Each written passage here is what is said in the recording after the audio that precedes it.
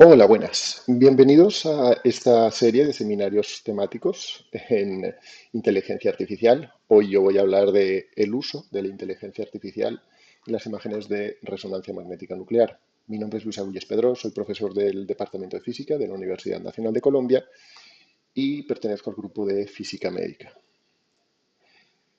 La charla está dividida en cuatro secciones. En la primera voy a dar una introducción, algún repaso sobre las técnicas de Machine Learning o aprendizaje autónomo, automático, dependiendo de la nomenclatura que se utilice. Yo voy a utilizar el término en inglés, muchos términos los voy a utilizar en inglés y algunas diapositivas, la gran mayoría están en inglés. Entonces, por si ven esa variedad de idiomas, es algo aposta, especialmente en la parte de resonancia, la he dejado algunas cosas en español para que se entiendan mejor, ya que mucha literatura está en inglés. He intentado compensar eso. Después de esa breve introducción, voy a hablar de tres ejemplos. Haré más hincapié en los dos primeros, que será el uso en imágenes multiparamétricas y el segundo en difusión en resonancia. Y al final hablaré muy someramente de lo que es el uso en reconstrucción. Bueno, pues vamos a empezar con la breve introducción y el repaso de lo que es las técnicas de Machine Learning. Entonces tenemos el aprendizaje supervisado y el no supervisado. Y después voy a hablar un poquito de las diferencias entre clasificación y ajuste. Esto va a variar y bueno, se puede entremezclar un poquito, ahora vamos a ver con más detalle. Y después ya hablaré de las bases de resonancia magnética nuclear, espero no extenderme mucho en esta parte. Em, Empecemos por el aprendizaje supervisado. Como probablemente ya sabrán, porque hay unas charlas más dedicadas a este tema, en el aprendizaje, perdón, en el uso, los algoritmos supervisados son aquellos en los que uno conoce o espera el resultado esperado. Entonces espera desarrollar un modelo que le sirva para obtener valores muy similares. ¿Cómo trabaja? Pues vamos a dar datos en pares, entrada-salida, input-output, y la salida, como la conocemos, lo que hará será estudiar un poquito, lo que llamamos el set training de los datos, eh, con los cuales va a desarrollar el modelo, después los va a comparar con los resultados que conoce y va a ir ajustando el modelo para que los datos de entrada vayan dando resultados muy similares a los de salida que uno le ha dado, ¿no? Entonces, como salida, después del entrenamiento, el modelo puede predecir valores.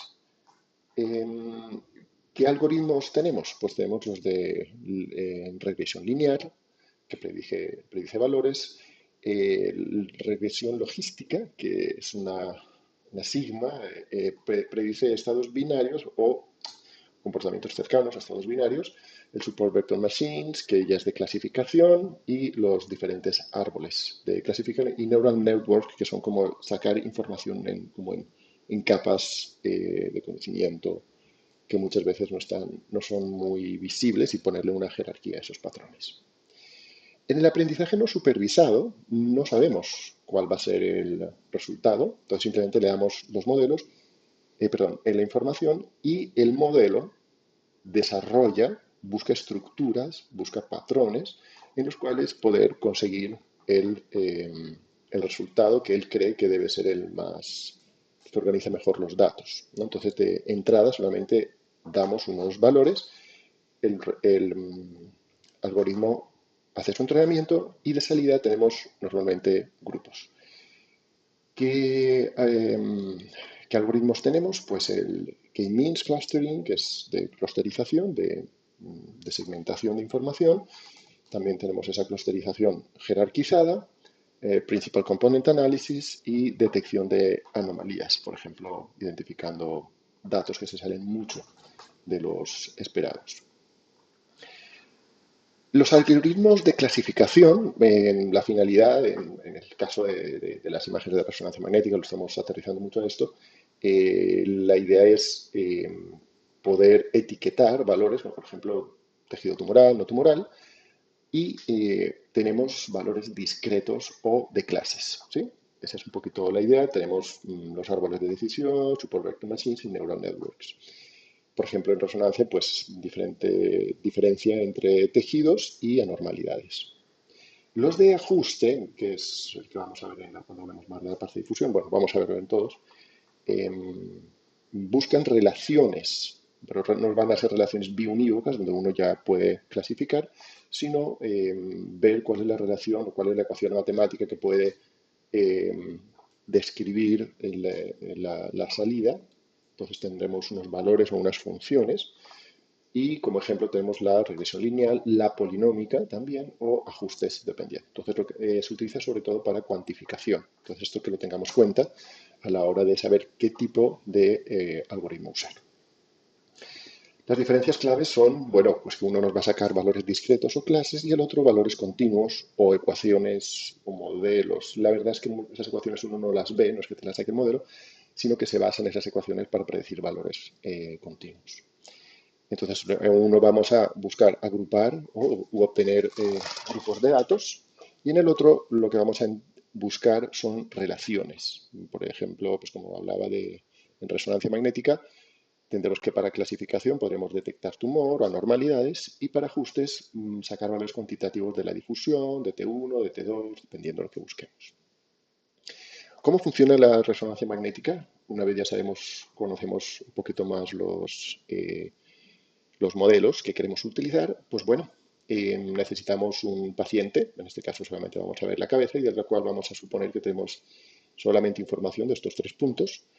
Le ponemos la parte de magnetic, que sería ponerle un imán, y sabemos por la ecuación del Larmor que los protones de los núcleos de los hidrógenos de las aguas libres, principalmente, van a estar resonando una frecuencia dada. Entonces ahí tendremos la parte de resonance y después pasamos a la parte de imaging, magnetic resonance imaging. Entonces lo que hacemos es cambiar, hacer que dependa el campo magnético eh, con el espacio y de esta manera tenemos que esa ecuación del Larmor va a depender del espacio de unos valores, como puede ser esta es nuestra frecuencia del Larmor que conocemos. Los gradientes los conocemos también, es algo que nosotros ponemos desde fuera y la constante giromagnética es un valor del núcleo que estemos observando y detectamos la frecuencia. Resolvemos esta ecuación y de esta manera veremos una proyección, en este caso serían estos 2 puntos, dan el área bajo la curva y este punto solamente daría una, pero si cogiéramos todos los puntos, tendríamos una proyección en un plano.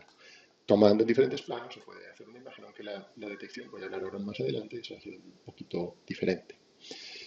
Antes de pasar a la detección total, me gustaría hablar de los tiempos de relajación. Para entender los tiempos de relajación tenemos que entender que realmente lo que estamos viendo es la suma de los momentos magnéticos. Yo voy a hablar de la parte clásica, ni siquiera semiclásica, en esta descripción porque no me quiero meter mucho en este tema.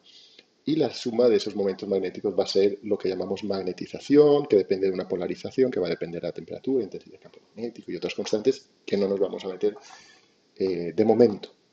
Entonces, ¿qué es lo que tenemos? Tenemos que esa magnetización, desde el punto de vista clásico, realmente no es que suba así, sino que crece a lo largo del eje de Z. El eje Z siempre se define como el eje paralelo a B0, que es el campo magnético principal de un resonador. Bien, entonces vamos a detectar en el plano XY, en el plano perpendicular a Z, por lo general, dependiendo de si es un imán permanente o un superconductor, pero por lo general voy a hablar de superconductor, entonces estaríamos detectando en ese plano y vamos a ver la velocidad con la que esa magnetización vuelve otra vez al equilibrio después de aplicarle un pulso B1, en este caso estaría representado por B1, y cuánto tiempo se me desfasa. Esas dos velocidades de relajación, lo que llamamos tiempos de relajación, entonces tendremos el tiempo T1, es lo que llamamos la relajación spin-red, y el tiempo T2, la que es la relajación spin-spin. A muy grosso modo, depende el T1 de la rigidez del enlace, es decir, la capacidad que tiene de ceder la energía de excitación con sus vecinos, con la red, o del T2, en este caso, depende del spin-spin, que sería de la velocidad entre los dos de velocidad de giro, obviamente, estamos hablando de frecuencias, de velocidad de giro de un spin respecto al otro, o de un momento magnético respecto al otro. ¿Sí? Lo importante de esto es que no solamente vamos a tener una información anatómica, sino que gracias a los tiempos de relajación van a depender de las inhomogeneidades, digamos, del campo magnético local y de la estructura interna de los diferentes tejidos, por lo tanto, vamos a poder distinguir muy fácilmente un tejido de otro. ¿Qué es T2? Pues el T2 es la señal que vamos a detectar, bueno, el total de la señal realmente es la FID, que sube y baja, pero simplificándolo mucho, es la suma de todos esos momentos magnéticos que vemos aquí en esas flechas rojas que a medida que pasa el tiempo se van, por homogeneidades locales, por movimiento, se van a ir desfasando y vemos cómo esa señal decae. Adquiriendo en diferentes puntos de esta curva de decaimiento, vamos a poder, jugando con el tiempo de eco, vamos a poder pesar por T2 la imagen o no, dependiendo de lo que queramos hacer. T1 es, como decía antes, es el tiempo representativo de la velocidad en que la magnetización se vuelve a reconstruir y esto depende más de, no es lo que detectamos, sino de lo que el valor total a diferentes tiempos de repetición o tiempos de inversión, dependiendo de la secuencia con la que estemos trabajando. En este ejemplo yo hago como que los momentos magnéticos vuelven todos a la vez, pero obviamente pues están cuantizados, no vuelven. Pero como dije, esto es una representación muy clásica de lo que es el T1 y el T2 para que sepamos entender qué es lo que nos interesa. Ya para acabar con este punto, simplemente mencionar pues, que un tejido tenga mayor T2 que otro no quiere decir que tenga mayor T1, esos son relaciones físicas diferentes, obedecen a fenómenos diferentes y eso es lo que embellece o le da tanta validez a la resonancia que es muy sensible a todos estos parámetros, por lo tanto realza el contraste muy bien. Me quedan dos temas y acabo con esta parte de introducción a la resonancia, porque luego nos va a hacer falta, y es que yo decía, pues bueno, que nosotros detectamos esas frecuencias. ¿Cómo las detectamos? No voy a hablar en mucho detalle, solamente tengamos en cuenta lo que decía antes, nosotros detectamos frecuencias para saber dónde está la posición, pero no solamente detectamos la frecuencia. Antes de detectar la frecuencia tenemos que ver cómo es esa frecuencia. Para sacar esa frecuencia vamos a aplicar un gradiente, es decir, vamos a cambiar las frecuencias en el espacio a medida que vamos detectando. Aquí sería la detección. Entonces, del punto 4 al punto 5 vamos a ir guardando la información, pero va a ser información en el tiempo.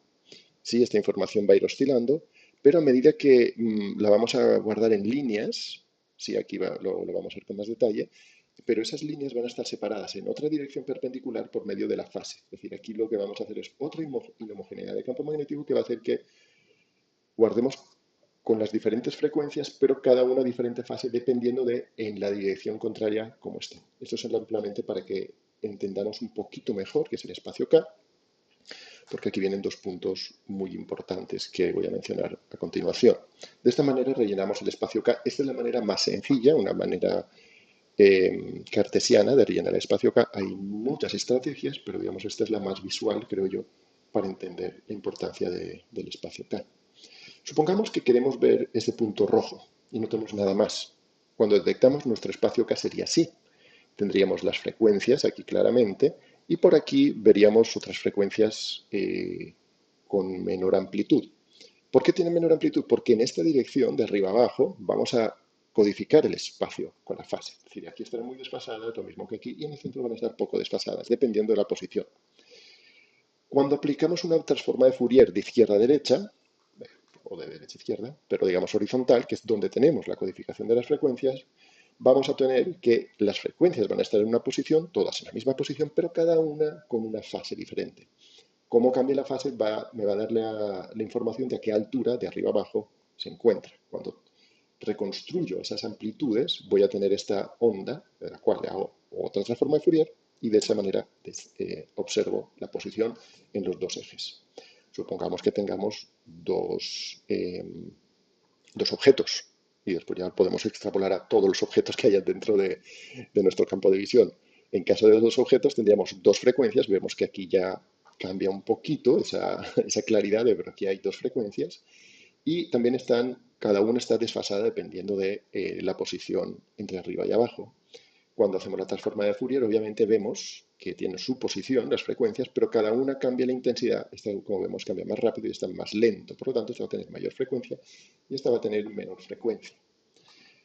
Finalmente, reconstruimos la onda y aplicamos una transforma de Fourier de arriba abajo y tenemos la posición en este eje de arriba abajo, que es el eje de las fases. ¿Por qué he perdido tanto tiempo o he dado esta explicación? Pues porque es muy importante entender dos cosas. Volvamos otra vez a nuestro espacio K, que sería esto. Si se dan cuenta, la parte central del espacio K es la que acumula la mayor información, la mayor, bueno, digamos, mayor relación señal-ruido. Esta parte va a ser importante para el contraste. Entonces, ganar puntos por aquí de detección me va a dar información del contraste. Esta que aparentemente dice, bueno, esto es una línea que no tiene información. Sí, tiene mucha. Y estas partes más externas, por lo general, me van a dar información de la resolución espacial. Entonces no podemos, a pesar de que parezca que por aquí no tenemos información, por la parte externa del espacio K, sí tenemos que ser capaces de ver la importancia que tiene en cuanto a la resolución espacial. Entonces, ¿qué nos importa? No perder el contraste tan bueno que tenemos en resonancia y seguir viendo las cosas con la resolución espacial adecuada. Bien, ahora sí vamos a pasar a la última parte de esta introducción de la resonancia magnética nuclear, para entender que cuando detectamos, aparte de todos esos gradientes de frecuencia, aparte del gradiente de fase, podemos aplicar otros gradientes que vamos a llamar gradientes de difusión. Estos gradientes de difusión lo que van a hacer es que me van a crear también una fase como la anterior, pero esta vez voy a crear la fase y la voy a descrear, la voy a recubrir otra vez. ¿Qué pasa? Que los spines que estén quietos se van a desfasar y luego se les va a aplicar el mismo refase. Entonces no van a perder fase por estar quietos. Pero los que se muevan, los que difundan en general, los que se muevan, y este que se muevan que quede aquí muy entre comillas porque tenemos que retomarlo luego, esos sí van a desfasarse un poquito. ¿Cómo se van a desfasar? Bueno, esto ya lo solucionó Stakes-Talitaner en 1965 y van a tener una caída exponencial en la señal dependiendo de los valores, unos valores como es la constante giromagnética, es constante, la intensidad del gradiente que usamos, el tiempo y el tiempo que usamos. Como el tiempo no queremos que afecte, por lo general lo que se varía es la intensidad del gradiente. De todas formas, estos valores se resumen en lo que llamamos el valor B. Entonces, estos son valores, parámetros que yo le doy a mi equipo para calcular esta D o observar la influencia de esta D, que sería el coeficiente de autodifusión. Aquí asumimos una difusión isotrópica completamente libre y luego vamos a ver que la realidad es muy diferente de esto. Pero básicamente todos los modelos que vamos a ver en la parte de difusión se basan en esto. Bien, ahora sí, pasemos a la primera parte. El primer ejemplo del cual voy a hablar es una tesis del estudiante de maestría de física médica de Marco Guarín, recientemente sustentada. El director fue Mauro Namías, yo estaba también participando de una forma más administrativa en este trabajo. Y me gustó mucho, tuve la oportunidad de ver el desarrollo un poquito de cerca y me gustó mucho porque utilizaba, sabemos que esta charla es de resonancia magnética nuclear, pero también utilizaba FDG y lo mezclaba con resonancia basándose en una respuesta al tratamiento de quimioterapia no adyuvante de cáncer de mama. El trabajo partía de tener 50 pacientes que al final se quedaron en 30 por algunos criterios de exclusión. Yo en estos ejemplos que voy a hablar no me voy a ir a los resultados, sino voy a ir al método, porque me parece que eso es lo importante de estos temarios, de estos seminarios, perdón, temáticos, ir a ver cómo es la metodología.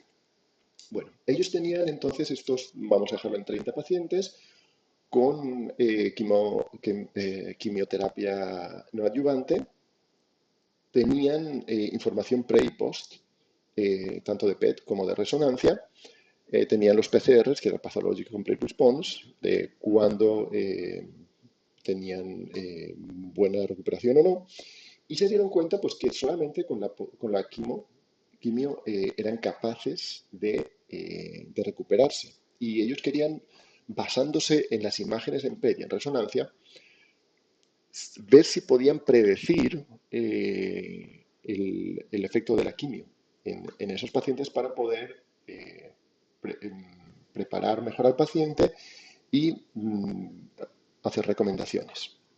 Entonces, básicamente tenían tres objetivos. Uno era pues, ver, ¿podemos realmente predecir que los pacientes solamente con quimio se van a recuperar o no?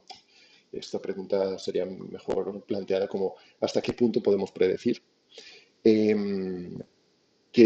¿Cuáles son las características más importantes? Y aquí es donde vamos a entrar nosotros un poquito en esta explicación.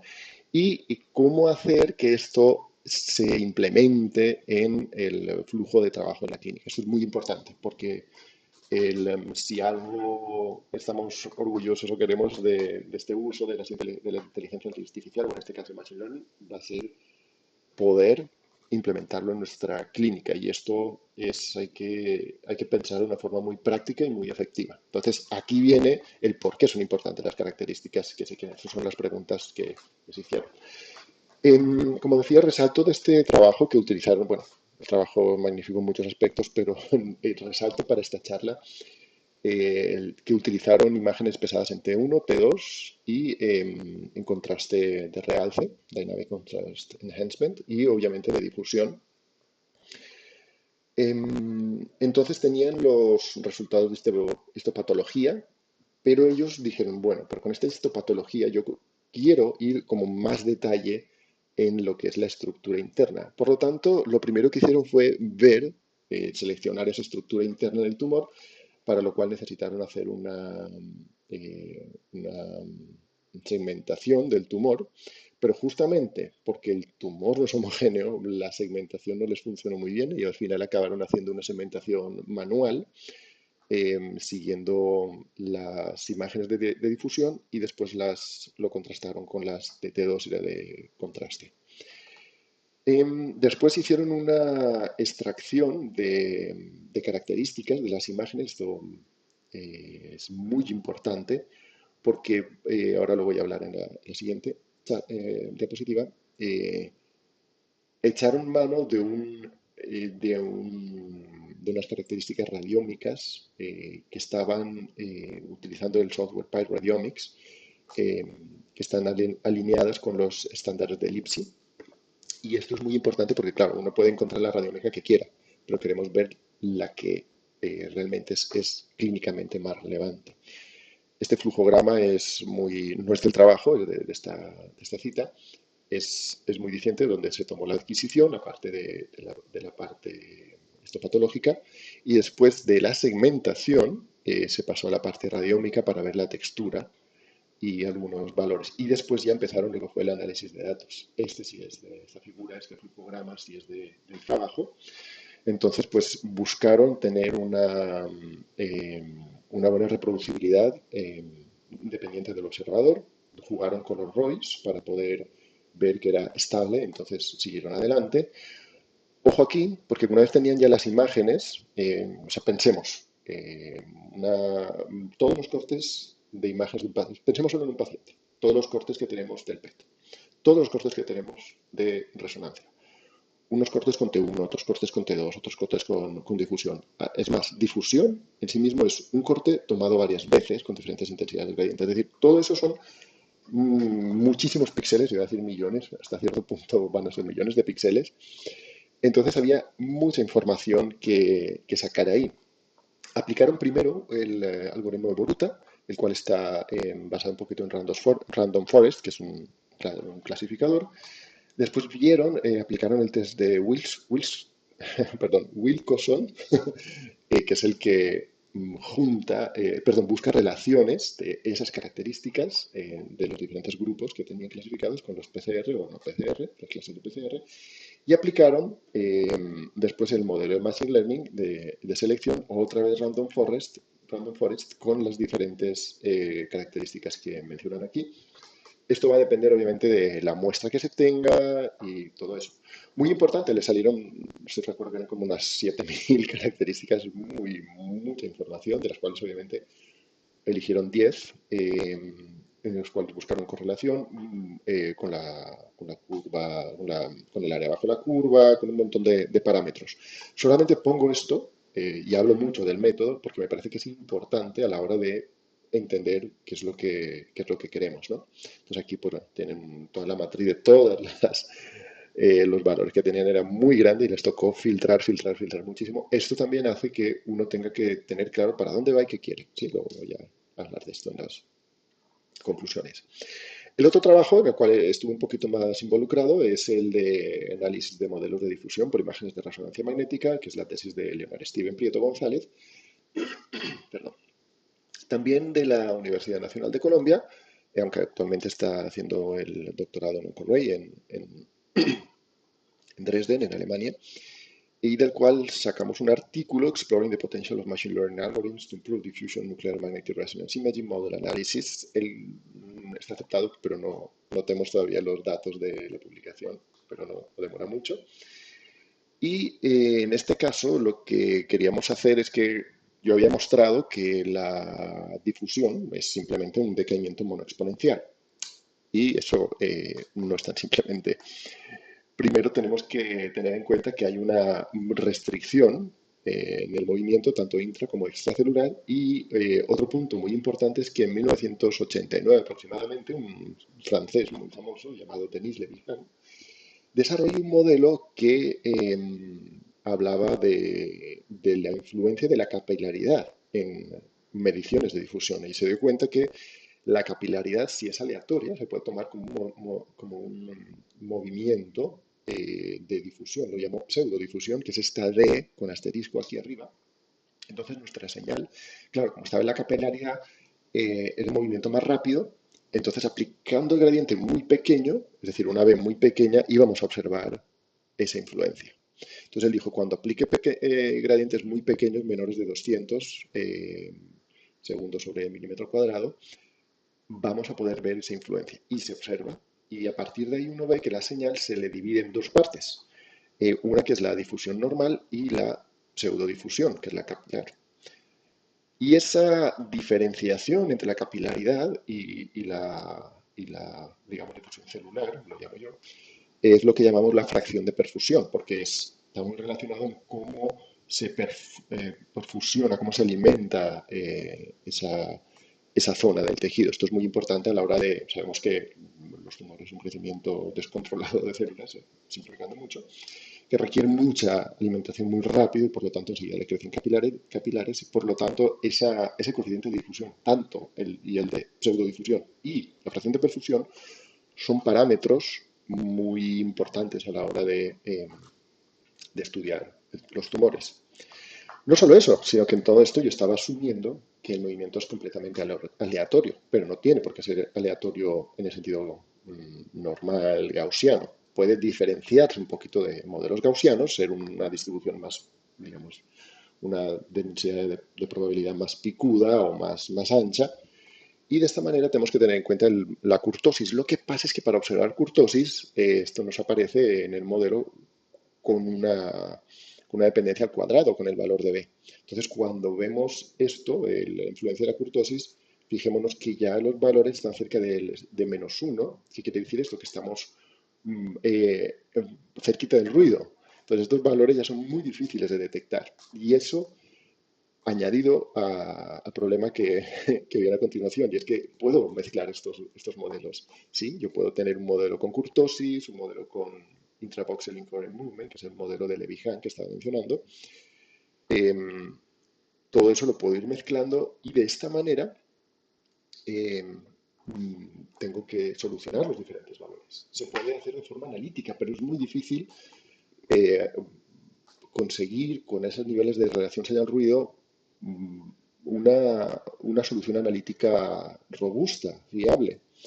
Y aquí es donde entran diferentes estrategias. Yo trabajé hace un tiempo sobre estas estrategias e intentamos mejorarlas por medio del uso de Machine Learning. Para eso, cogimos 4 grupos de imágenes. Este es de un paciente con hiperplasia benigna, el cual tenía muy bien desarrollado la parte de valores bajos de B pero no la de valores altos. Este tenía valores bajos también bien desarrollado, por lo tanto, pues se podría ver el modelo IBIM de difusión y de perfusión. Este de otro, estos tres, IBIM, CEFIM y PigBrain, perdón, son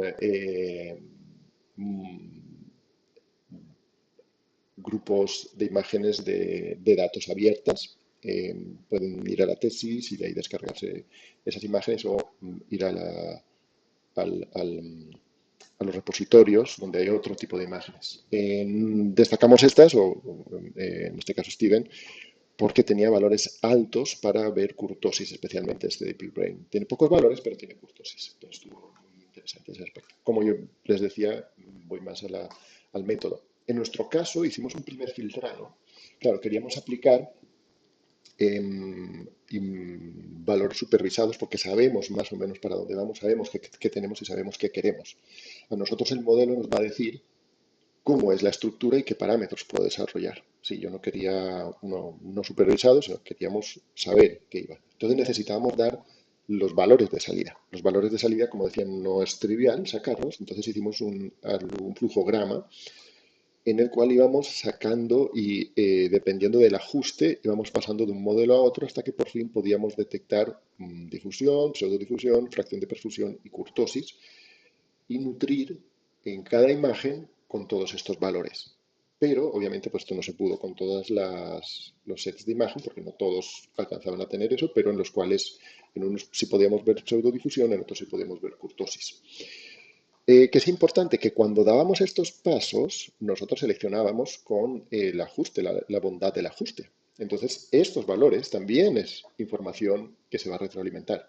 Aparte de eso, Steven, el estudiante, hizo un suavizado porque contábamos también cómo eran los vecinos, ¿verdad? Asumíamos que si el tejido es de una forma, el tejido al lado va a ser similar. Entonces, pesábamos también por la distancia. Todas esas cosas son partes del método que uno tiene que tener en cuenta a la hora de saber qué vas a poner y cómo lo vas a poner y cómo vas a darle información para que el algoritmo sea más robusto. No, disculpen el ruido de fondo. Bien, entonces, ¿qué teníamos finalmente? Pues teníamos un vector de entrada donde poníamos también las soluciones, obviamente. Aquí yo solamente lo llamo vector de entrada. Aplicábamos los modelos y veíamos los valores predichos y lo mirábamos con los valores que tanto encajaban. Bueno, cómo funcionan todos los de Machine Learning supervisado. Este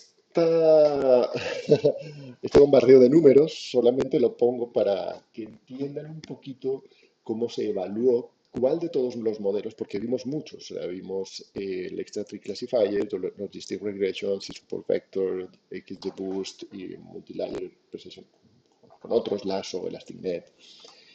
Y a cada uno se le evaluó diferentes métricas de errores o de ajustes.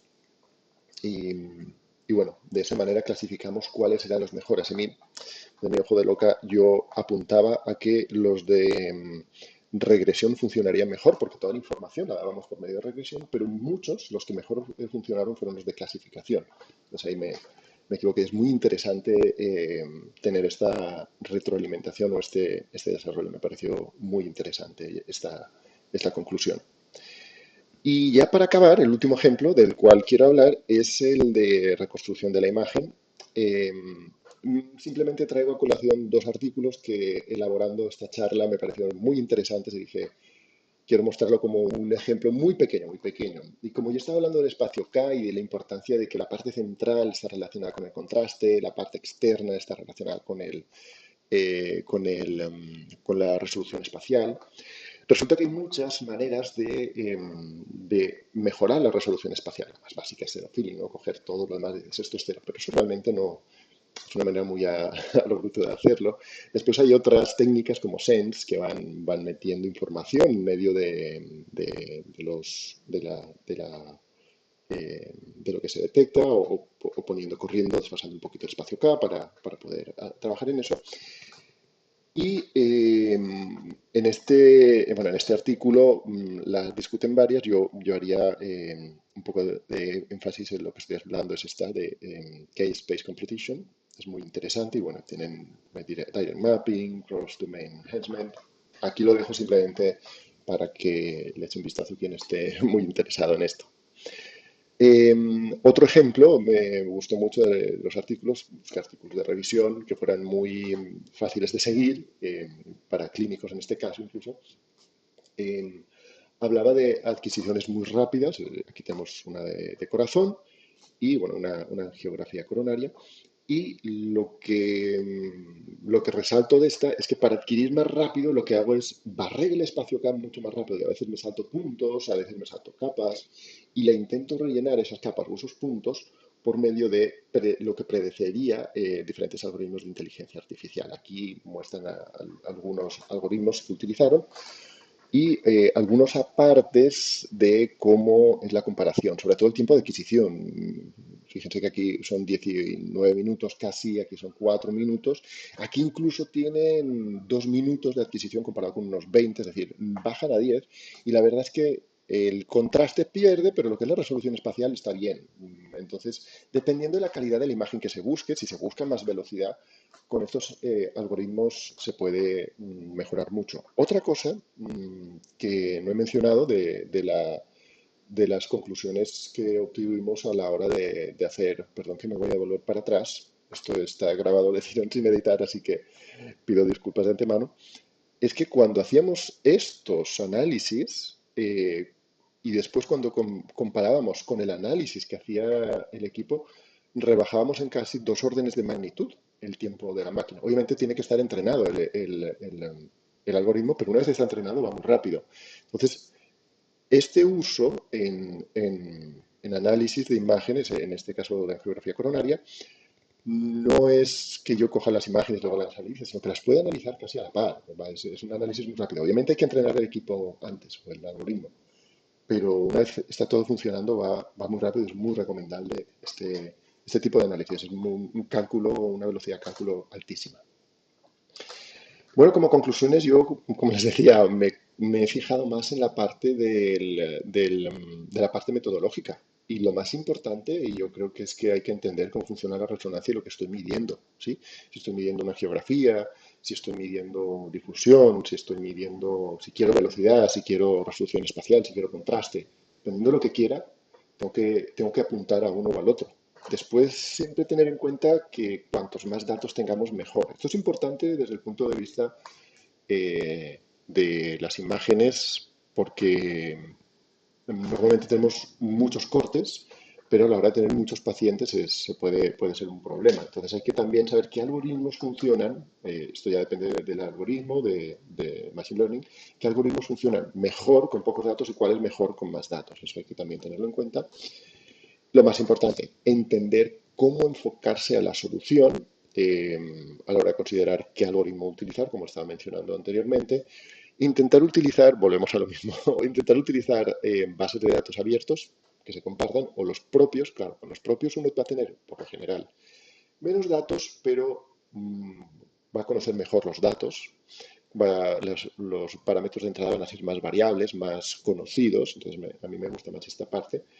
En cambio, aquí pues la estadística va a pesar mucho más y va también a robustecer la, eh, el resultado final. Intentar utilizar Open Access. La primera tesis, como mencionaba, utilizaba varios softwares, pero pues uno de ellos es Spice Radiomics. En la segunda, la difusión se hizo toda con Python también, con Colab, y es muy bien desarrollada, muy fácil de compartir. Y lo más importante, tener tiempo para dedicarle, para ensayar y para revisar los resultados, porque obviamente no podemos simplemente apretar el botoncito que funcione, sino hay que ver que hay lógica detrás de todo esto y poder analizarlos de la mejor manera. Entonces, tiempo, ojalá haya tiempo y medios para dedicarse a esto. Para acabar, pues, bueno, aquí tengo las tesis que mencionaba y los artículos. He puesto otro más que es muy interesante de radiómica. Eh, Parece que no, pero estamos hablando de inteligencia artificial, entonces no puedo pasar por alto lo que más utilizamos, que es ChatGPT. Yo no lo utilizo tanto para sacar información, sino como un asistente administrativo a la hora de organizar, por ejemplo, organizar o resumir cosas. Tenía muchas ideas y para eso lo utilizo mucho. Yo creo que este es el, el primero que utilizamos y otros, como Grammarly, que bueno, es una empresa, nadie me paga por esta, pero pero también utilizado mucho para corregir el inglés que hay detrás de toda de toda esta charla. Simplemente quería mencionar que todos utilizamos esto todos los días. Entonces ya implementarlo sin querer ya lo estamos implementando. Ahora hay que saber cómo. Yo he querido aquí ir un poquito más al detalle en cuanto a la resonancia magnética nuclear. Bueno, aquí un pequeño resumen de mi carrera y quién soy.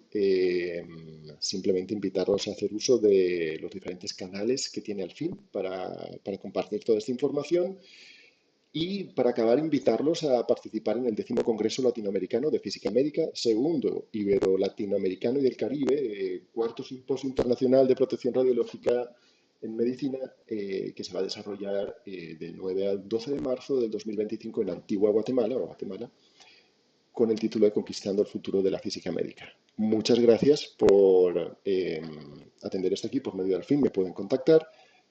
Cualquier duda en lo que pueda ayudar, como he dicho, yo aquí he intentado dar un panorama de los trabajos que más conozco y los que he visto más interesantes para empezar a trabajar en este tema. Muchas gracias.